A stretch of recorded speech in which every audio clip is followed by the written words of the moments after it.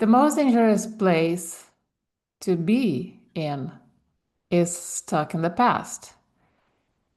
And with AI in the picture, in the industry, you hear all sorts of things. And there is the whole wave of people saying how AI can be dangerous for your business, for your authenticity, and who knows what else. But what if the danger of AI is not about what it will do to you? What if it's about you losing your power because you don't embrace it? Let's chat about it on this episode and welcome back to From Grind to Grace, the show for the alternative entrepreneur, the entrepreneur who's ready to flip the script, challenge the norms, and choose freedom first when freedom is not a destination, when freedom is the path. Because when you stop grinding for freedom and start creating a business that feels like freedom in the process, success just tags along. So that is the mission for yourself, for your children, and for humanity.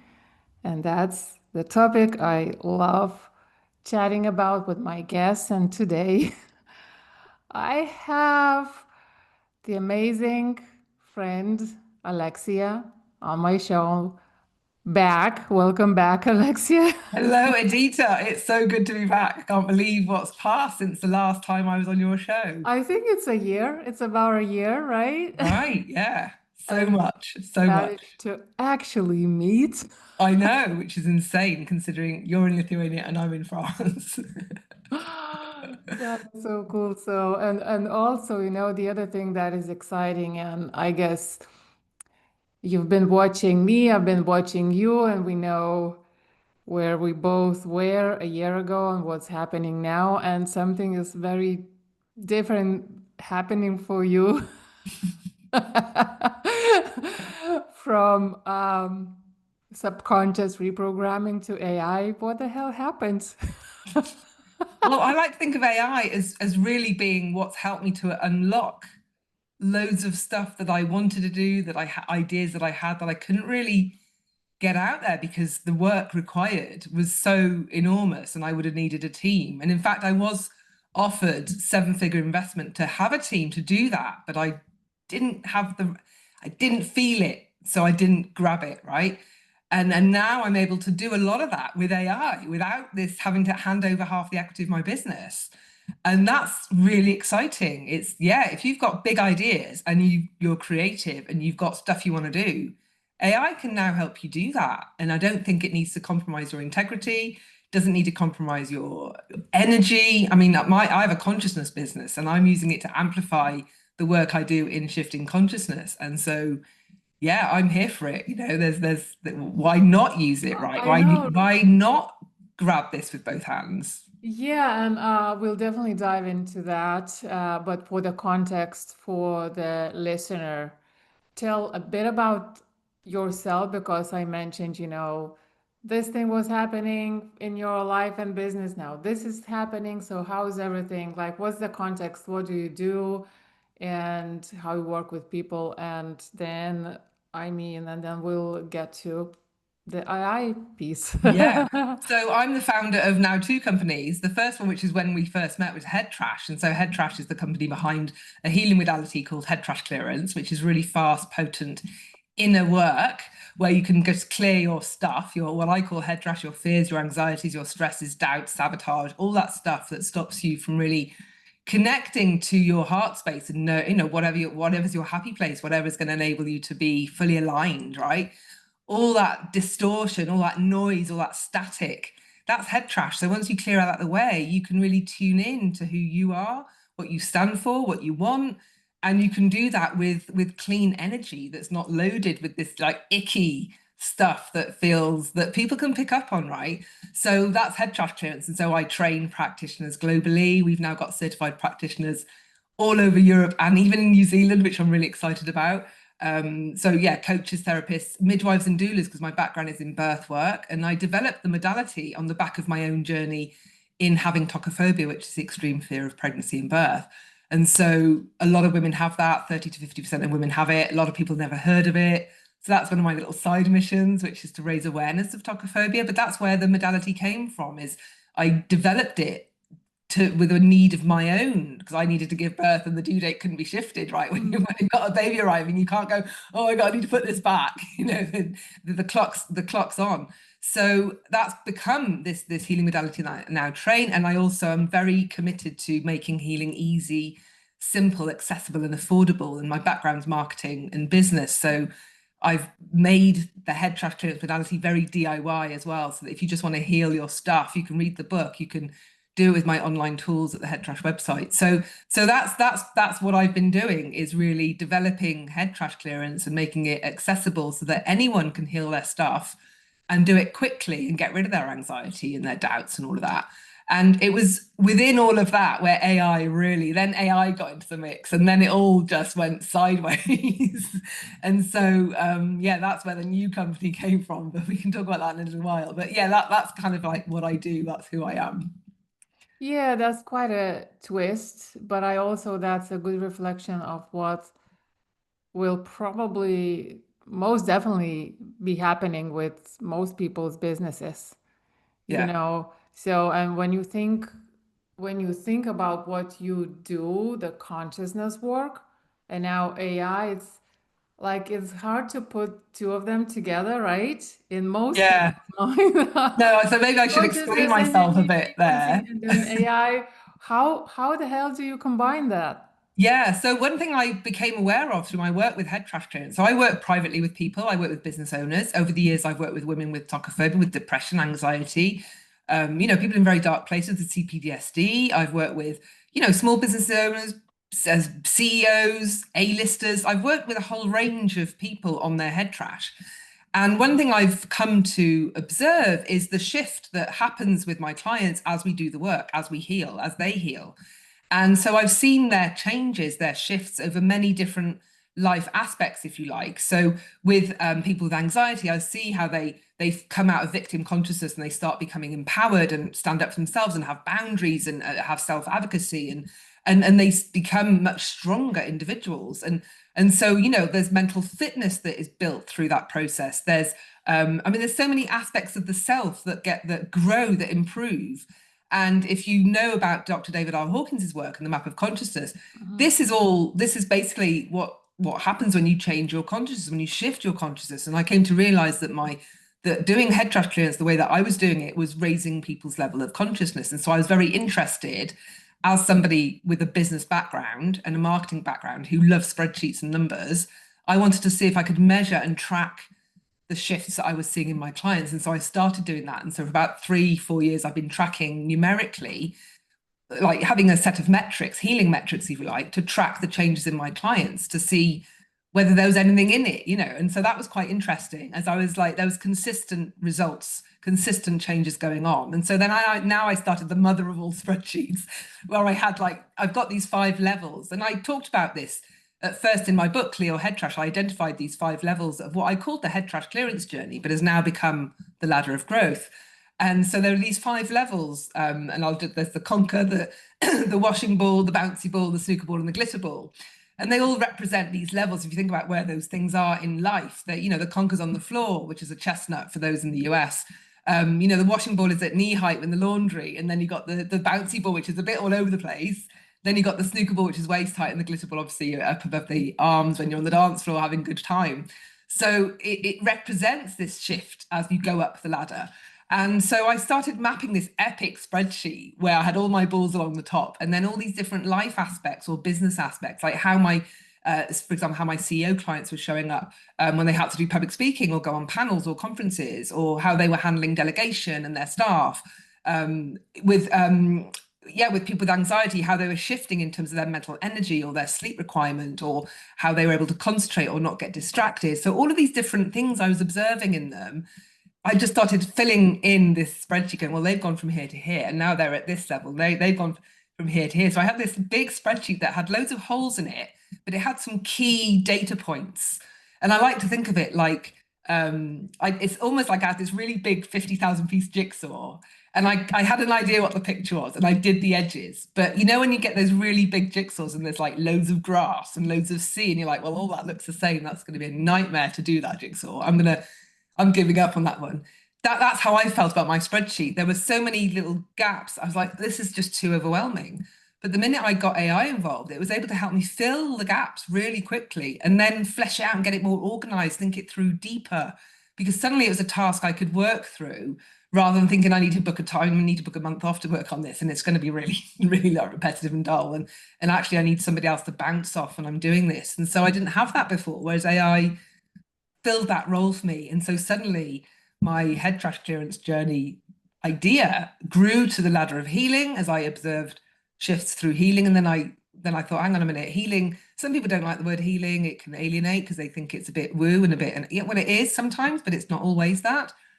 And I thought, no, this is about personal growth. This is about personal growth and professional growth. Mm. And so that's what, yeah. So then I created this assessment tool that enables you to measure your personal and professional growth journey. And it was really within my work as head trash with all my clients and everything. And I thought, maybe this needs to be outside of head trash. Maybe this isn't just me as a head trash clearance practitioner, as a coach needing this or finding it useful. Maybe other coaches or therapists would find this useful. Maybe HR managers would find this useful. Maybe the entrepreneur who's on their growth journey would want to see how they're going. You know, anybody who's committed to their personal and professional growth is going to want to be interested to know where they are on that journey, but more importantly, what they need to do to go to the next level, because that's what a lot of coaches are all about. It's like, we're going to help you get to the next level in whatever that is for you. But it's very difficult to, unless you're talking monetary terms, and we're going to hit you 10K months or your 50K months, or unless we speak in monetary terms, that it's not very tangible for many. So to be able to start making this really clear and building a way to measure and track and manage all these key dimensions that you prioritize, that you find important, that's what I've now created. And there's no way I could have done any of that without AI. And now that I've created it, it's so exciting. My clients like, when's the next reading? When do I get the next assessment? When do I? People really want to know. And now it's really easy for me to deliver that for them. And I couldn't have done that before, you know? Yeah, I know. I mean, listening to you and sort of picturing the chaos that you had to deal with and were overwhelmed by. Yeah. My next question was gonna be, and is that my belief is that a lot of people are sort of like, maybe they are watching the space, maybe they're observing what's happening with AI, but maybe they're thinking, or they are too overwhelmed by life, by business, all the responsibilities, all the things to do and to learn, that this sounds sort of like yet another thing to master. But what I'm hearing is, and what you are sort of, and from my experience actually, and what you are saying is that the chaos in your business can be removed so fast that it's Yeah. worth actually embracing AI. And also, and correct me if I'm wrong, like I remember at this, before I discovered this, at the start, I thought that I kind of need to feed AI with already sort of like partially processed, structured data or information to get good output, but that's not the case. You can literally feed messy stuff, right? Oh God, yeah. Yeah. I mean, one thing I love writing, and I've written 2 books, and I've got 2 other books I've written that I just need to publish. And so I've got things to say. I've got lots of ideas. I create a lot of content. I've got 3 podcasts, and so you could say you just got to calm down the content side, Lex, because you're just going to get on with the business. But I love expressing ideas, but writing stuff down and then rearranging it and then editing it and then structuring it and blah, blah, blah, all that just takes time.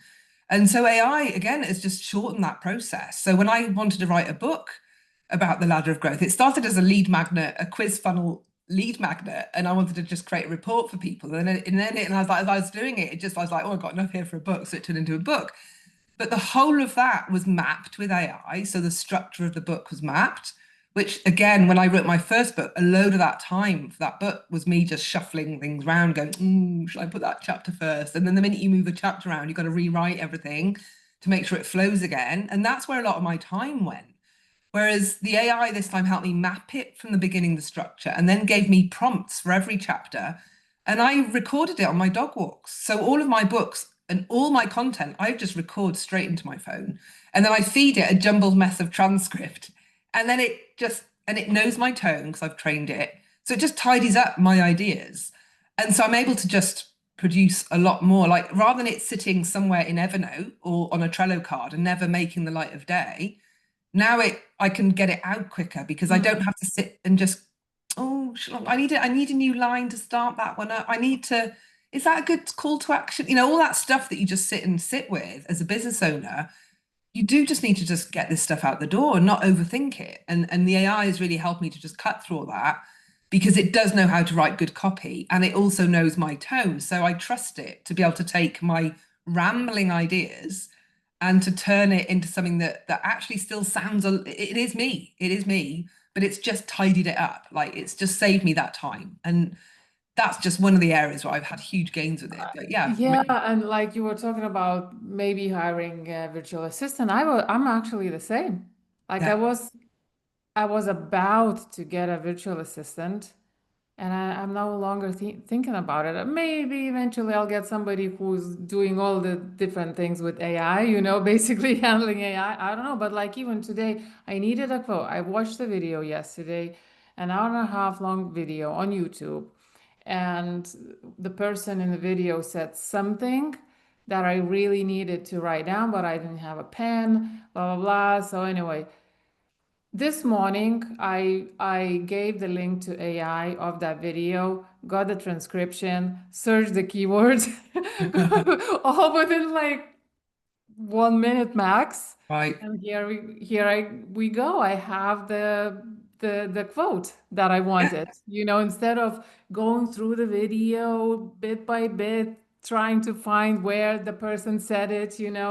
So, oh my God, it's so cool. But and so the question is though,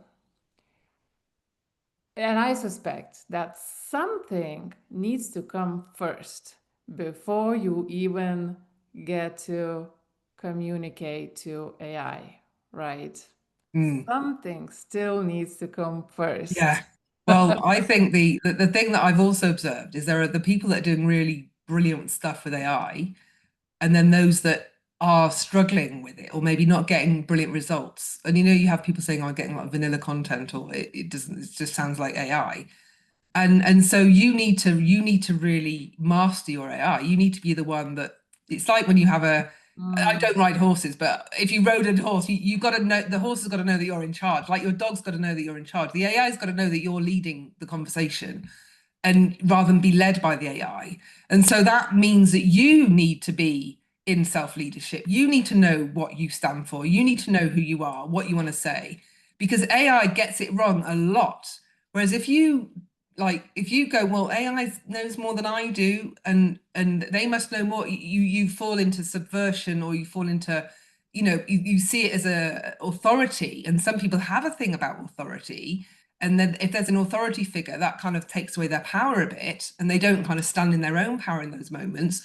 They might see AI in that way and not like slap it into shape. You have got to kind of rein it in, call it out when it's wrong, tell it when it's going off track, and remind it what it's here for. And really, I'm always telling my AI off and telling it to pay attention and go, no, get back on track. We're not doing this. Stop running off, being distracted, trying to do, oh, would you like me to do this? No, we're not doing that. I told you at the beginning, this is what we're doing. Stop getting distracted. And I think that if you haven't got that self-trust in you and what you stand for, what you're trying to do, you could end up being like dragged down all millions of rabbit holes by AI and maybe doing things that aren't necessarily right for you because it doesn't have all the context. I've taken a while with one of my AI GPTs. I've trained it so much on my business that it knows so much about my business that I'm able to now speak to it like a collaborator, like a co-founder, because it knows what I'm trying to achieve. It knows my business plans. It knows my products. It knows everything. So it can call me out, and I ask it to.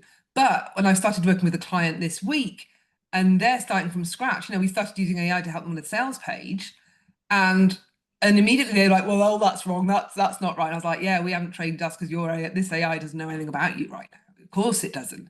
So you have to do that feeding, that Yeah. training up front.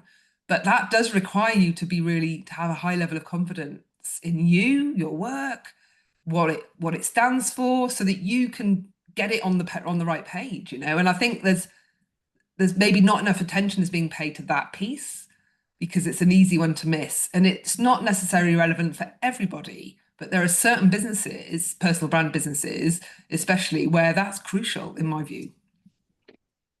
Yeah, absolutely. The way I see it actually is that AI is exposing Yeah, more than yeah, at any other point in time in yeah. history of humanity. It's exposing, and I think there will be so much content, so many businesses.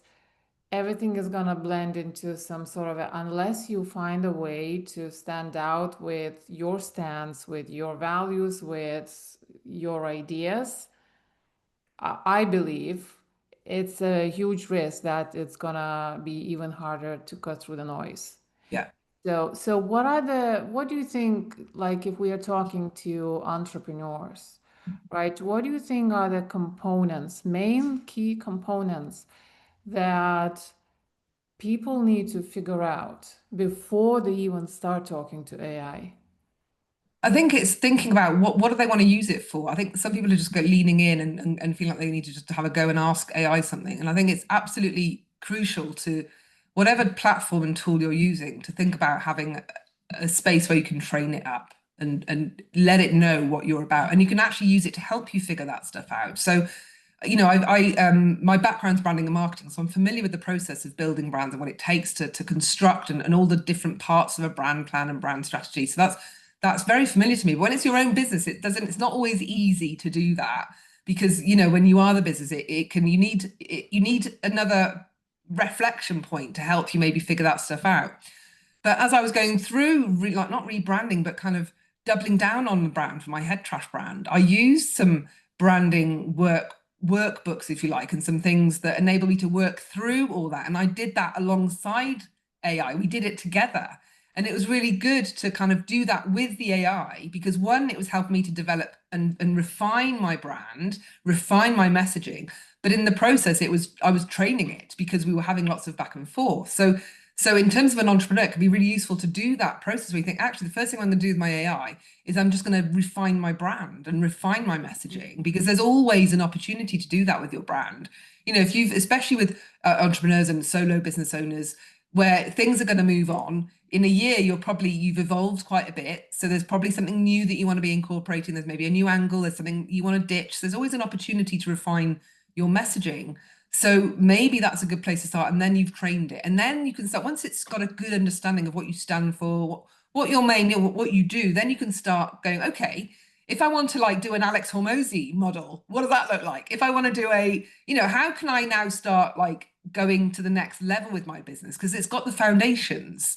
If you haven't given it solid foundations, it hasn't got it can't repeat. I'm sorry, I'm half French, so I've just been I've got French words kicking around my head. It hasn't got any points of reference for you, for it to think about what is it that you're trying to build. Whereas when you've done that brand piece, that business piece with it, now it's got a frame of reference. So now you can start building, and that's when it can get really, really, that's when you start. I know I've been designing new funnels and new offers and things like that we can start mapping out, seeing which way might go, and we can get some good results out of it because it knows what I'm actually trying to be doing with my business. If it didn't know that, it would just give me all sorts of stuff that wouldn't feel right. So I think that's a good place to start, and then to start identifying where is it that you spend time in your business where it doesn't pay you? What are your bottlenecks? What are you spending time on? For me, when I do head trash clearance, I'm either training that earns me money or I'm with my one-to-one clients. But if I'm editing a video for YouTube, that is not going to earn me money. It might indirectly, but why do I want to spend that time on YouTube or fanning about with content for Canva or social media or taking clips down to put them onto reels and all that kind of stuff? That's not a good use of my time. And now the AI tools can help you do that. And so if you see you spent half a day a week, a month on doing that, find a way to streamline that so you can get back into what you can be doing. So you can, well, either have more time to do what you want with your kids, right? More freedom, or you have more time to spend with the clients and maybe make more money, right? So I would identify bottlenecks in the business once it understands you and what your points of genius are. Because I think when it goes through that process with you, it starts learning quite a lot about you, the founder. And then you can use it. Like one of the things that I really got a lot of kicks out of, I don't know, I got giddy over is Mhm. when I said to it, okay, now it knew my brand plans. Okay, so now as me CEO, and also you know that I'm a projector in human design. What do me, CEO, what do I need to be doing to drive this business forward? Not what the business is doing, what do I need to be doing? And so we mapped out a Q1 or Q2 plan based on me, a projector, with what it knows I wanted to do. And I was like, holy moly, that's amazing. Like it was tapping into, it was bringing together all these different strands there's no way I could have done that. And I would have had to sit down for a while with a human design coach to do that. And so that's when you start like really getting some insights and some shortcuts and some ways of really working with who you are as a person rather than this generic approach it might get, you know? Yeah, yeah, I think, and especially because I'm a, marketer, so Yeah, positioning right. used to be something that it's nice. Well, it's more than nice to have, but it wasn't something that many people were looking at very seriously. But I think now it's necessity. Yeah, Positioning in terms of what you stand for, what your business is actually for, the purpose of your business. yeah, Because if you don't have that, I think you're gonna be in trouble very, yeah, very, very, very soon. So you need to figure that out. However, as you mentioned, you can use AI to figure that out as well based on some sort of initial thoughts and ideas, right? yeah. And you mentioned human design, and I was like, and I actually, a friend of mine, here in Lithuania was telling me that she did palm reading. Got AI to do palm reading. Wow. And I tried that as well. It's like, Really? Oh my yeah, God, I'm you going to have try to, that now. right. And I don't know, I never did palm reading, but I was so curious to see how it was gonna work out. And then even told me, I asked, which palm do I need to give you now? And it explained that it needs to be first the palm that is not the leading hand, first, and then the other one. And I was like, what? And then it can suggest the whole business strategy for you just based on your palm reading. Oh my God, I'm so going to do you that. it's like, what? Crazy stuff going It is is, going yeah, no, on. it is, and yeah, it's there's so much more that like what I've also started doing now is AI pics, right? AI pictures, which is a huge controversial area, I think, especially for business owners, and especially for photographers who think, well, that's taking my work away. But as someone that's very brand, I'm very about the brand, and I used to be a personal brand coach, so I'm all about, for a while I was like, oh, personally, like AI pictures for personal, that's terrible, that's so lacking integrity, blah blah blah blah blah. But then I decided to dip my toe in. I needed new photos. I lost my personal brand website, and I needed to get a new one up like pretty quick. And I was like, I can't put these old. I need to get something up, but I've got no time budget right now for a shoot. I need to do so. I was like, right, okay, let's dip my toe and let's have a look at this AI option. And I was blown away at it, it took me a while to kind of get my head around where how do I feel about this now? Mm-hmm. As I was quite vocal in terms of, it's not right.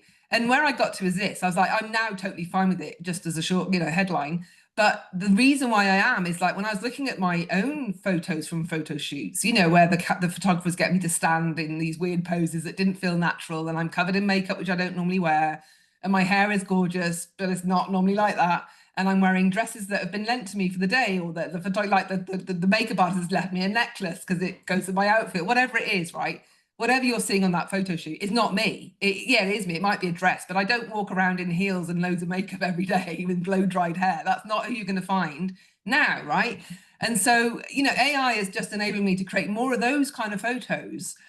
And yeah, so now it gives me an opportunity to have photography that matches the look of the page of the website it's on, or for a certain campaign, or to get a certain message across, or and I wouldn't, I wouldn't be able to go, oh, let's have a quick shoot and do that quickly, because I just don't have that kind of, who's got that kind of budget, right?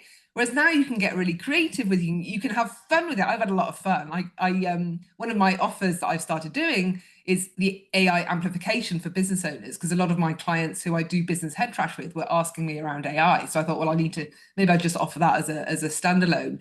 And so one day, because I've created a lot of GPTs in my business. So GPTs do a specific task for me.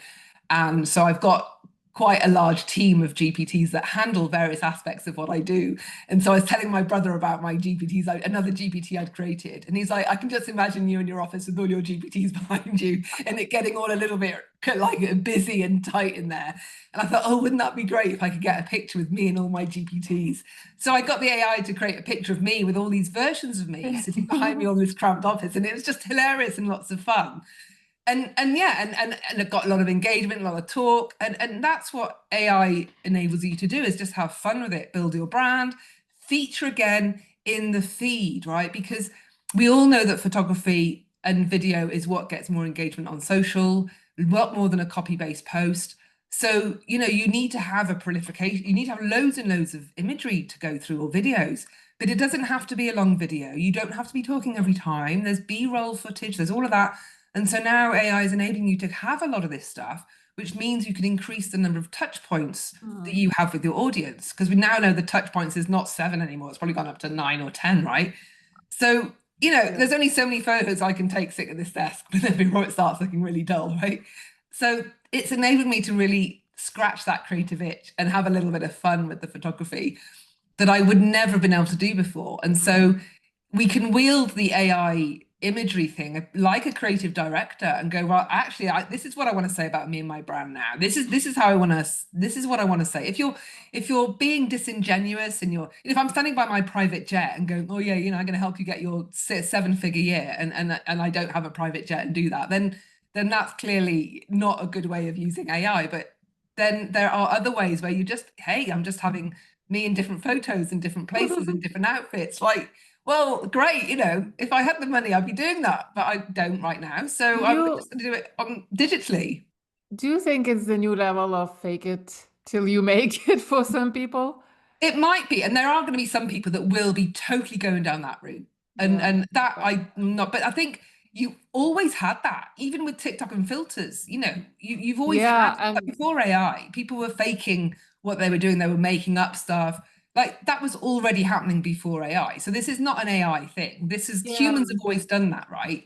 But in terms of visualization and seeing you with your, if you want to have a private jet, then seeing you in a picture with your private jet and having that at home for your visualization board, brilliant, right? Because now that stuff is easier because you can see yourself like that. right. But yeah, the fake it till you make it brigade, that's always been around. I guess it all depends on the intent, right? Right, it's the intention behind it. The intent, and I know, like, I remember I walked into a meeting last year, a year and a half ago, right? I was looking for a room to belong, here in Lithuania physically.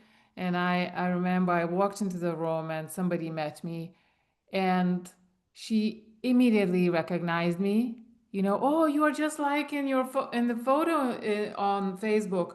And I was like, yeah, well, yeah, it's the same, like it's me, same me. Yeah. Whereas that, right, where you keep seeing people online only, and then if you meet them somewhere else, like face to face, you can't recognize them. They look completely different or very different. Yeah. So that's my measure for Yeah. that level of how much I want to play with it, I guess, with Yeah. photos. Well, I get my daughters to check my photos, and if my daughter doesn't, if my daughter's like, oh, that's all right, then that passes. If she's like, no, then that doesn't make it. So my youngest is like, she doesn't beat around the bush, and she can see through anything. So she's a good measure for me, is whether if she's happy with it, and I'm not asking her whether it's, I just go, what do you think of this one? And if it's an immediate like, oh, what are you doing? This is rubbish, then that goes. Because I think you're right, having imagery that reflects you, but also, going back to the photo shoot idea, you know, if all your imagery everywhere is you on photo shoots, then there is going to be this kind of like, oh, well, she doesn't look like in her photo shoot. Well, of course she doesn't. Who does? I mean, movie posters, all those things that air touch like crazy. You think about all the beauty brands that have been doing this for Mm. decades. Like this has been around forever. Not forever, but you know, in terms of the last 20 years, Yeah. we've been seeing touched up in imagery. The whole idea of what beauty is for women has been completely messed up because of touched up in images and Photoshop. So we're just continuing that. It's not adding anything new to this, really. It just means that what the people with budget, the celebrities, what they've had access to, now we've all got access to that stuff, except we don't have to pay for the big shoot in the process, you know? So it's democratizing in that sense. It's giving us all the same, it's leveling the playing field so that we can all have a throw a hat in the ring in the way that, well, you know, I can start, if I wanted to start a perfume company, I could do some lovely, amazing advert with, you know, Johnny Depp, or not Johnny, I could put Johnny Depp in if I wanted to now, right? Like, yeah, you can do that, okay? Whereas I just wouldn't have been able to do that before. So it does give us more potential, possibility, but how we use that is crucial. And yeah, there's always going to be somebody that's going to just go off the rails and do things that they really shouldn't be doing. But that's Fantastic. humans, isn't it? Yeah.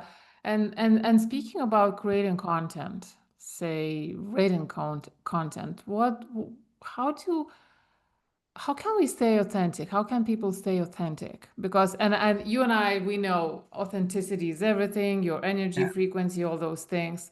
How to make sure that when AI comes up with a post, that it retains that energy, that you want to broadcast. Yeah. I don't claim to have, you know, to be an expert at this thing. Whereas I know that every time it comes up the post for me, I take it and then I check it and tweak it. I never take, especially for social media, I would never just take something and just stick it out there if it's on a personal feed.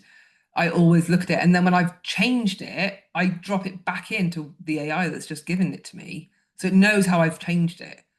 So if you do this enough, it starts learning how to write, you know, what you're changing, what you're making it sound more like you. And by doing this more and more, so I need to do this less and less because it's getting it more. There's so many minor tweaks now that I'm doing, but I am always checking it to make sure that I'm happy with it. And if I'm not, I'll change it and I'll let it know what I've done so that Mm. it's learning. And I'm doing that less and less now. And so I think it's really important that you do give it that final once over before you put it out there. For me, I do that when it's personal feed. Whereas, for example, like a YouTube description, I don't think anybody reads that. I think that's for the YouTube algorithm, right? There's certain copy that goes out there that isn't really read by humans. It's more for the system that you're loading it on.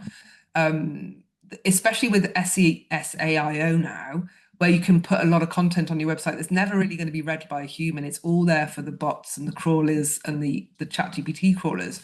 So I'm now loading a lot of content behind the scenes where the page isn't designed. It's just got H1 headings, H2 headings. It's structured in a way that makes it readable for the bots, but not for a human.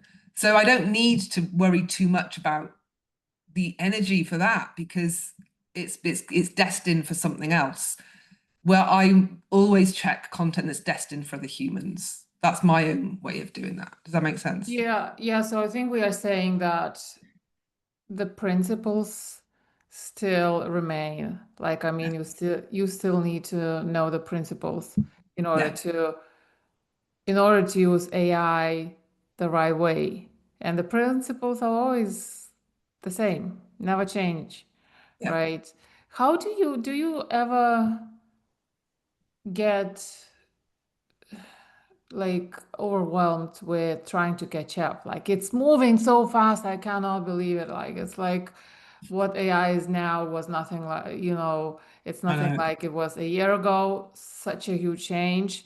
And there are so many tools and agents, and everybody's talking about it. And I don't, sometimes I'm saying, what's the point? I can't even get up to speed with this thing. You It know? can feel very overwhelming, but for me, I guess I'm using it in a way that I find really useful right now. And I can see where I need to stretch and grow. And I'm always asking ChatGPT to tell me where I'm at on the AI proficiency thing. So I know where my where I'm at. So what do I need to do next to expand my use of it or to become more proficient in it? And at the moment, my growth edge is getting is agents, is doing these automations. And yeah, the things that in my head feel quite techy and a bit sort of heading into code land, which they're not, but I feel like yeah, that's potentially where my next place. So building this mammoth automation in N8 N, for example, could potentially be where my next level could be. We are in my new ladder of growth company, we are building an app, a code-free app. And what's crazy there is I've got the app platform on one window of my screen, and on the other window I've got ChatGPT. And so ChatGPT, I've created a GPT specifically to coach me through building the app on this platform. Mm-hmm. So it knows the app that we're trying to build. And then within the platform, they've also got their own AI that are helping us. And I found that ChatGPT is better than their own AI when you're inside their platform. And so, yeah, I'm kind of building an app, which I never thought I'd be able to do, right? And ChatGPT is walking me through it. So that's something I never thought I'd be a year ago. I never thought I'd be building an app, right? So I know, right? And you know what? It was a discovery for me when I realized that ChatGPT or any other AI could give me detailed instructions, even how to use Canva. So I was adjusting, I was working on my branding, rebranding, and pictures and whatever, and I was creating a logo. And I can get everything step by step, what to do, how many pixels to move, what filter to use, what the adjustments, yeah, the brightness and everything and all those kind of things. And then, time to build a website. Okay, it's go high level and it's giving me detailed instructions, pick that element, move it that much, color, everything. I was like, it's mind what? blowing. And I can totally do those things, right? But now I don't have to involve my brain to that capacity, like to that Yeah, level, and such a good hack to maintain retain that more cognitive capacity, yeah, no need to think yeah. anymore.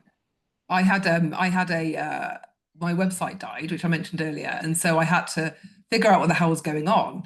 And and so yeah, the website disappeared, and my host, I was like, aren't there backups? And there's a whole mess. And I couldn't get my usual web developer I normally contact through Skype, but Skype's since died, so I couldn't contact him anymore. So suddenly I'm like, I've got to sort this out. I've got no time. The website's gone down. Podcast episode goes out on Tuesday. Like this is a nightmare. And so ChatGPT coached me through the whole thing, going into my PHP admin, looking at database files. I mean, I was just like so out of my like league in terms of that. No, I would never have like dabbled with my control panel on my hosting in that way. And yet it said, okay, you're with so-and-so hosting, right? Okay, right. You go to here, go to here, go to here. Right now, look for this file. Oh, you need to look for a file that ends in da da da da da. Yeah, change this, blah blah blah blah. Check it for this. Oh my God, it literally, I was taking screenshots showing it. It's like, yeah, that's the file you need. And I was able to sort out this problem and even tell the host what to do to go and find the website that had been buried somewhere. They said, oh, it's gone. I'm sorry, you're going to have to rebuild it. I was like, I do not accept this.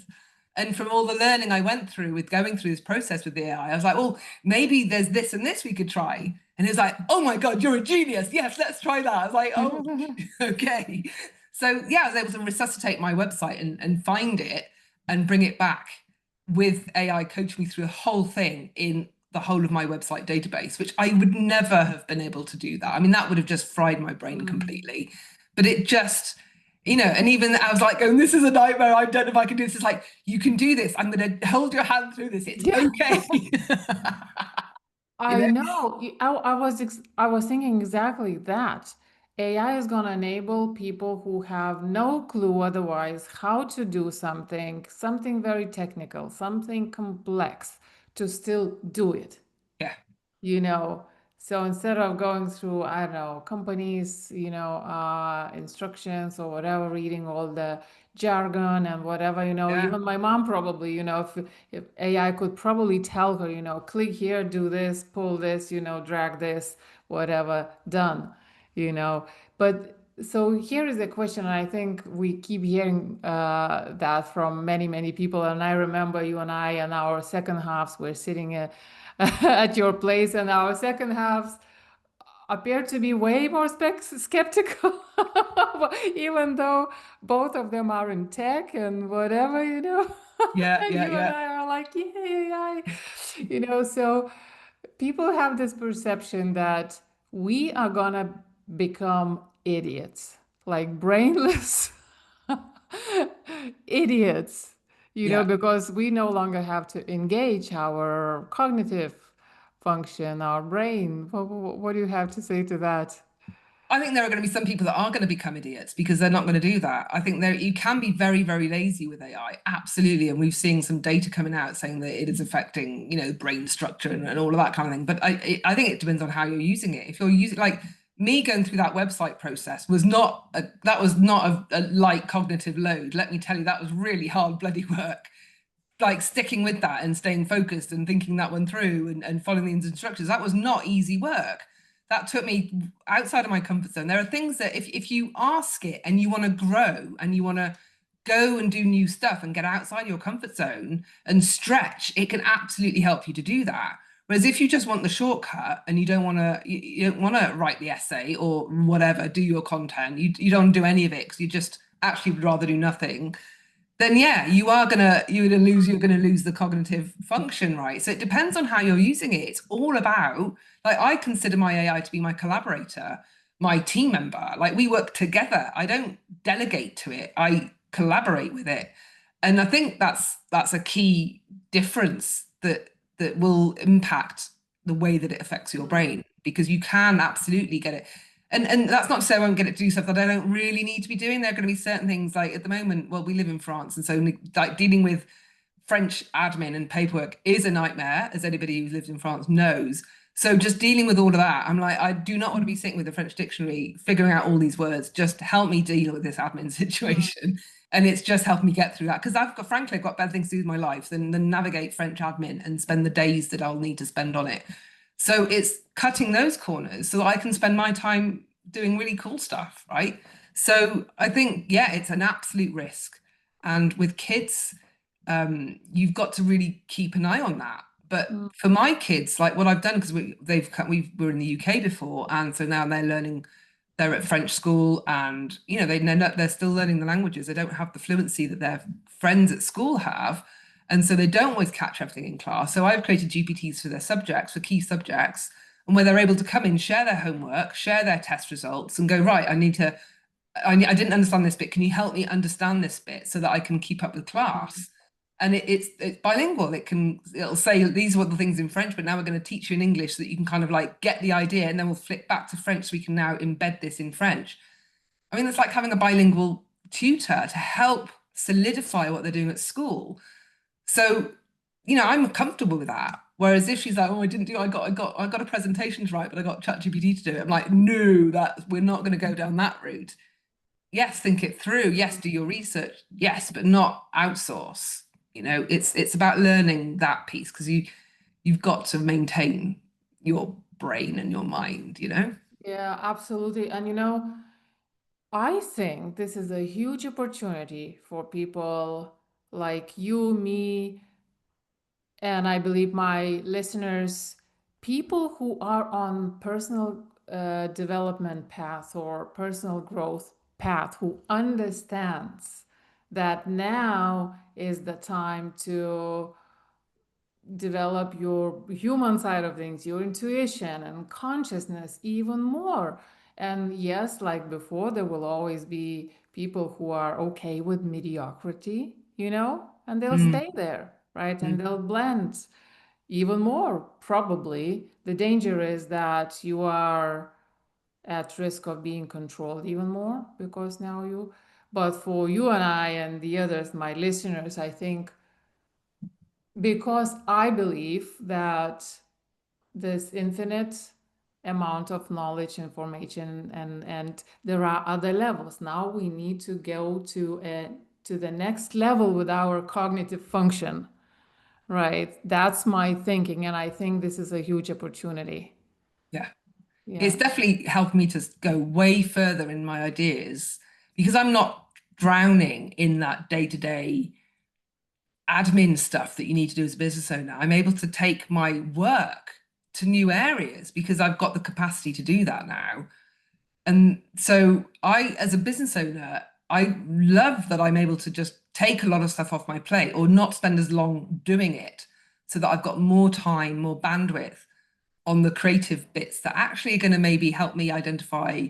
And as this has done for me, it's helped me to identify a whole new business that is absolutely blowing my mind right now in terms of I did not see that coming at all. And it's just suddenly like skidded into the room and gone, da-da, like, right, we're doing this now. I'm like, oh my God. And yeah, and there's no way I could have done that before. And I think that's available to all of us to really to be able to grow in new ways and take our creativity into new directions, because now we can we can have the idea and act on it in a way that we weren't necessarily able to do before without huge budgets. And so that feels really exciting. Yeah, the other aspect that I've been thinking about in relation to AI is, do you think that is gonna increase to some degree the level of separation or isolation? The context where I was thinking about it was like, I remember I needed something for the house, like something for home. And normally you would do what? You'd call your mom, you'd call your friend, you'd call your mom for a recipe. Now you go to ChatGPT to ask, you Yeah, know. maybe there's maybe some of that. I think there's always going to be the recipe one's a really good idea, and so I love cooking. My daughters love cooking, so we're always talking food stuff, and so we'll always keep asking each other. But my daughter has like one thing she's created over the summer. She's like, I've created an app for recipes because I wanted to teach them show them my app journey to inspire them and see if that did anything. So and the eldest came to me and said, oh, I've created an app. I wanted to figure out if how to use what we've got in the fridge so that we can come up with some cool recipes to use what we've got in the fridge. So I just want to take photos of the food we have and see if it can come up with recipes. So she's created an app to do that, where she can just key in all that stuff. So she's playing a lot with that, and she is using it. And then this week she made a really cool Japanese rice and avocado salad, crispy rice salad or something. And it had a really, like, I tried it, I was like, oh my God, that's amazing. What vinaigrette have you put in there? She went, you'll never get that. But I got that recipe from ChatGPT and I was like, this is so cool. So the recipe thing is just for us in our house is going next level because they're like really into it. But we're still going to talk about food because I don't know, we love food, right? So I think there's always going to be room for those human connections because we crave that. And I think we crave that more than ever when there's so much digitization and so much loss of humanness. People are now going back into the office and all of that. There's people still want that in a really, really big way. So I think we're going to find new ways of filling that gap. Whereas there's going to be ways where, sure, you can kind of get the shortcut. But I think that one thing that I'm doing a lot less of is Googling. I can't think last time I Googled now. They must be, I know they've done an AI, but I'm just like, Google, that's so last century. I'm just not even going, I don't even bother with them anymore.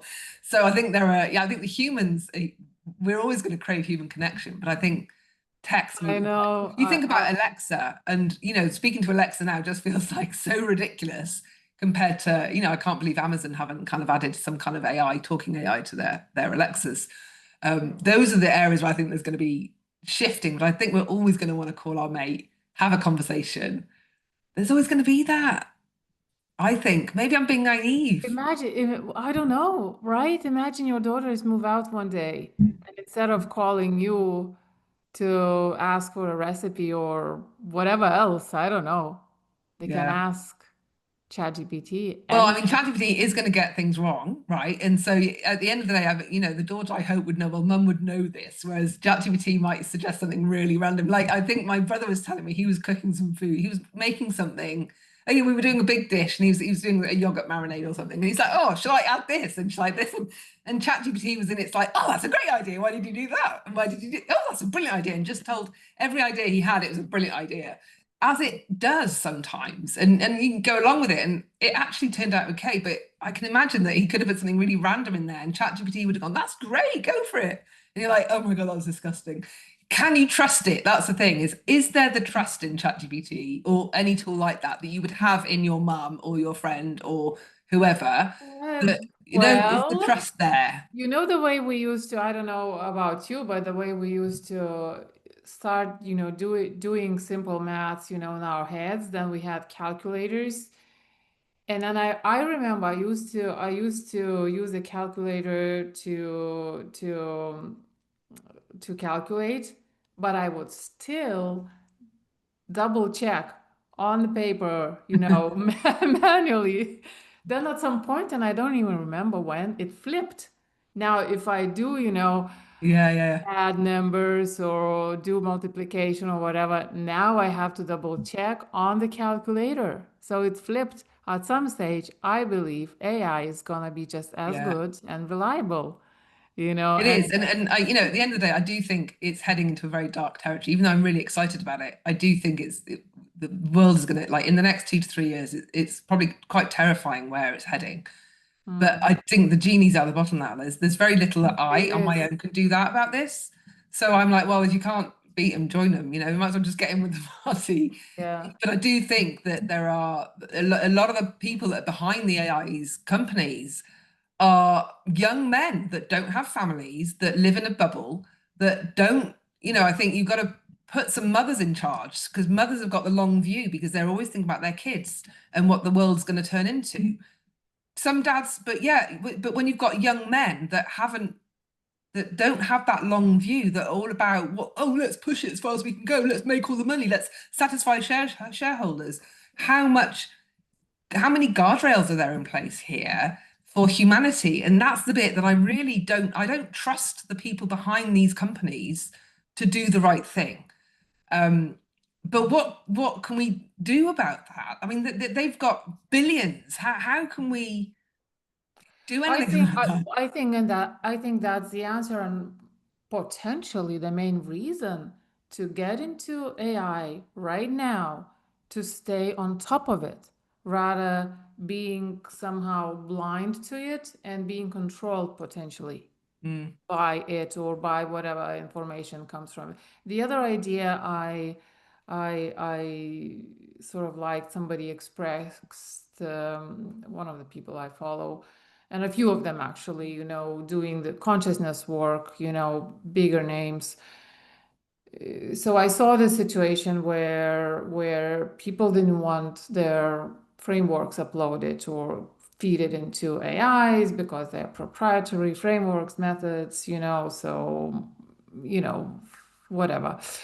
But then I heard this other thought which I loved, that it's our job, the ones who are more aware, right, and higher on the consciousness um, ladder, to feed AI with the right ideas, right thoughts, right information, because it's what we give to it, you yeah, know. Then so it's almost like our responsibility to talk to it about the right things yeah. on the right level. And it's whether or not there's enough people doing that. But then there's also behind the scenes, there's how they're programming it, how they're like, what is it, what was it built on in the first place? And so, like, there was an interesting thing that was put on, I saw on X yesterday, where somebody said, search for this, search for images, go to Google Images and look for a black woman with her children, an Asian woman with her children, and a white woman with her children, and do that search and see what you find. I've seen that. And everybody was like, okay, there's what the hell's going on there? Because you cannot find a white woman with white children. It's the white woman always has colored children. And so that's what is going on there, right? There's something going on that doesn't matter how much we talk about what we talk about. There's stuff that's going on behind the scenes that we don't know. And so this is what the people that are creating the AIs are doing. And a lot of those are under 25, and they haven't lived or had kids, or I don't know, grown up as humans in terms of the full growth journey. They might be super smart and get really big grades at maths at Harvard, but does that make them a well-rounded individual enough to be coding these things that are running the planet now? This is Mhm. a huge concern for me, but I also think I don't know what I can do about that. And No, I've heard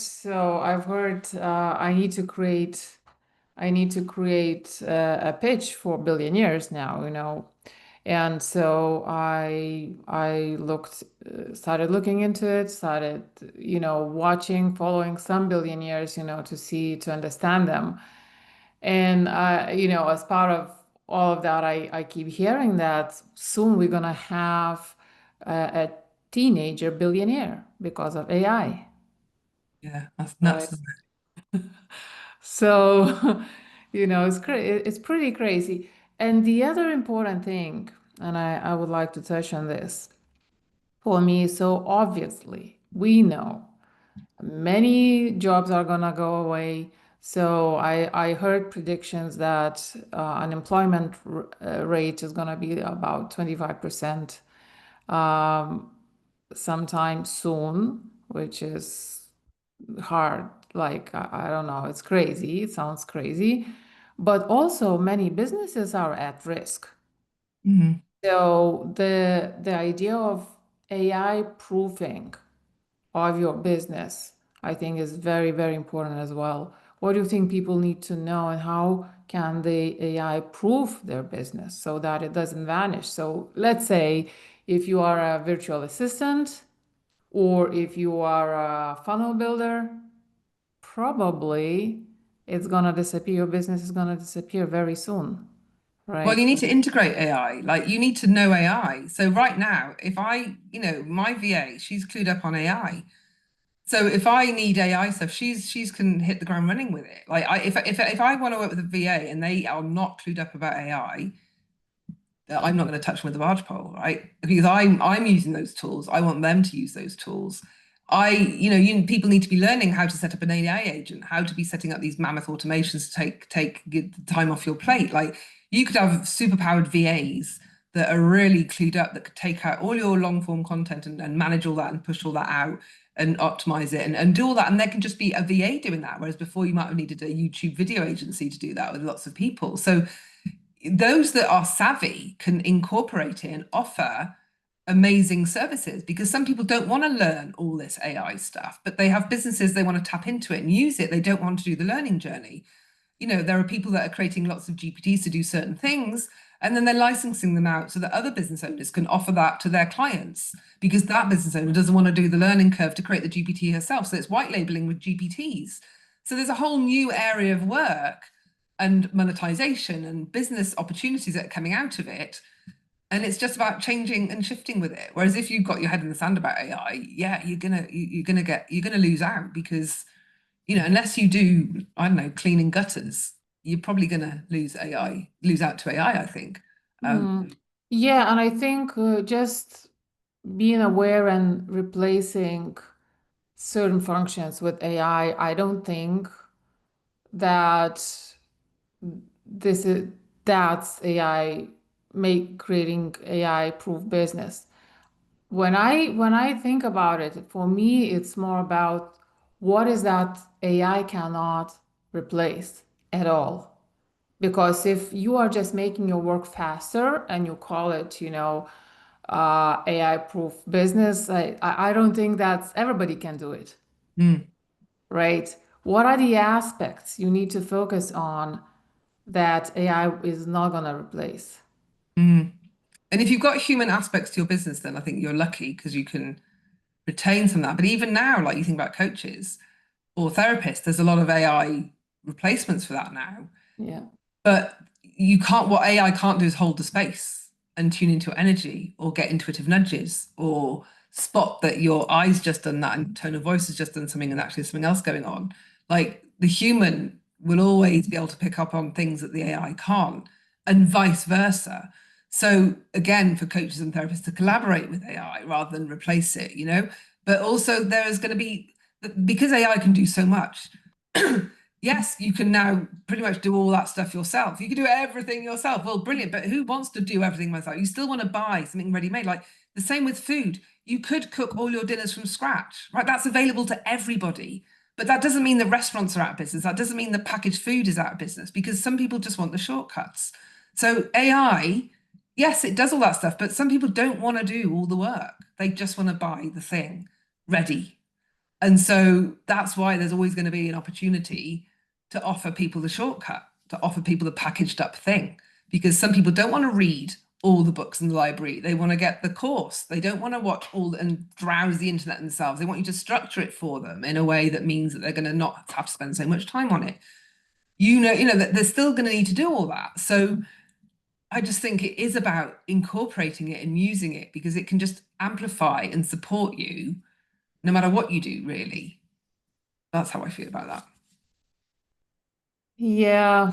So, I mean, the difficulty with this topic, AI topic, is that it never feels complete. Whatever conversation you can. No, I know. Ask me again next week and I'll change my mind. There'll be another tool out, right? It Oh just my moves God, so you could talk quickly. about it changing so fast. It's very exciting. And I keep switching between excited and a little scared, excited, a little scared for the Yeah, yeah, future. yeah, Going, yeah. oh, what my life is gonna look like, what my life of my daughter is gonna look like. Yeah, Obviously, schools will be changing as well very soon. Teachers are gonna be obsolete, and I think I heard this prediction that everybody, like right now, you grab your phone or something, to communicate with AI, but the prediction is that we'll be wearing something or have it um,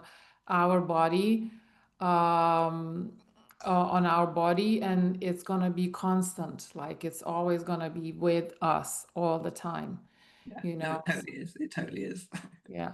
Okay, so let's wrap up, and I think we will continue this Yeah, conversation at some point definitely. because yeah, because I know you're you're so excited and passionate about this, and it's so interesting to watch what you're doing and even learn from you. So thanks for sharing for now. To be My continued. pleasure, Edita. And so, just on that note, then, so tell the listener about what you do, who you work with right now, what Yeah. your, I guess, new business is about, and where they can find you. Okay, well, you can find me at alexialeachman.com. That's all one word.com. And that tells you a little bit. That's if you want to work with me, I can work with clearing your head trash as a business owner, as CEO, as a solopreneur, as a coach or therapist. I also train therapists and coaches in head trash clearance. So if you want to find out more about training, head to head-trash.com. Also, if you just want to clear your own head trash using head trash clearance DIY tools, you can find that at headtrash.com as well. And yeah, and the new company is called Ladder of Growth. We're just building stuff at the moment, so that there's going to be more of that coming very soon. But you'll be able to follow along on TikTok. I'm starting to share more on TikTok about the journey behind the scenes, what's going on there. Only just started yesterday, so it's all very very new. Also on YouTube as well, sharing some things as well. So but follow me on Facebook if you want to find out the latest and all the new stuff that's happening. So that's where I share stuff first, is on Facebook. Very cool, very, very exciting. And I know your energy is through the roof, you know. So obviously you're onto something very, very cool. So, and thanks again for sharing. And listener, thanks for tuning in. I hope you got encouraged, and you'll dive into at least just start Yeah, and be surprised. yeah, That's yeah, for sure. that that's my message. Okay, thanks for listening, and I'll talk to you next week. Bye.